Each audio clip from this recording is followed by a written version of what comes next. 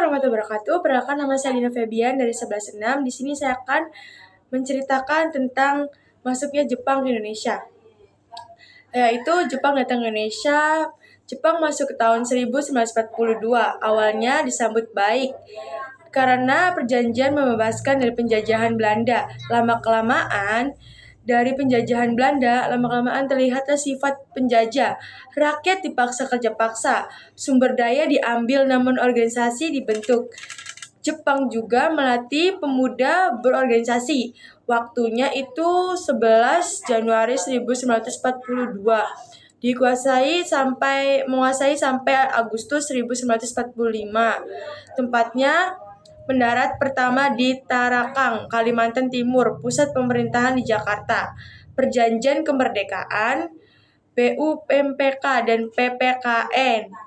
PPKI untuk menarik dukungan rakyat Indo agar rakyat membantu perang. Jepang juga berjanji untuk memberikan kemerdekaan.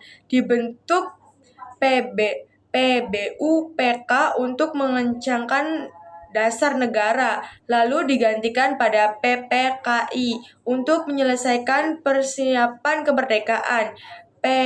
BPUPK dibentuk 1 Maret 1945.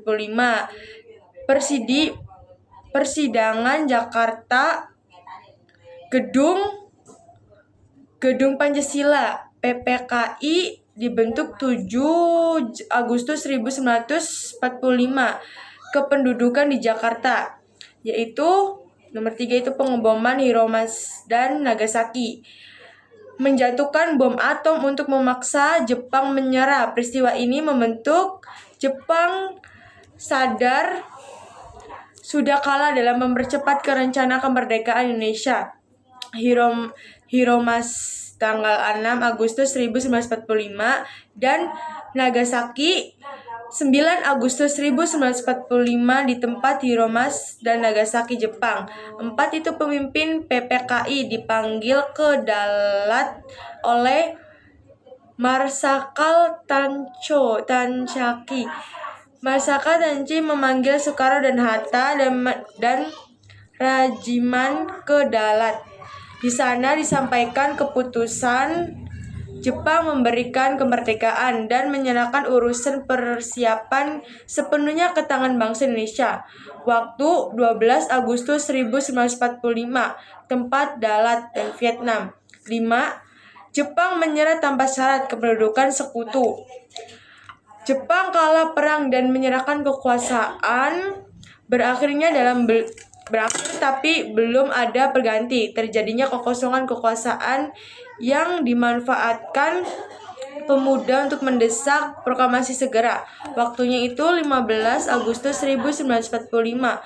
Pendatangan resmi pada 2 September 1945 di kapal USS Mishore. Tempatnya Tokyo, Jepang. 6. Peristiwa Laras Dengklok. Golongan muda dan golongan tua membawa Soekarno dan Hatta ke Laras Dengklok agar tidak dipengaruhi oleh Jepang dan mau memproklamasikan secepatnya. Terjadi perbedaan pendapat antara golongan tua dan golongan muda. Waktunya itu pada 16 Agustus 1945.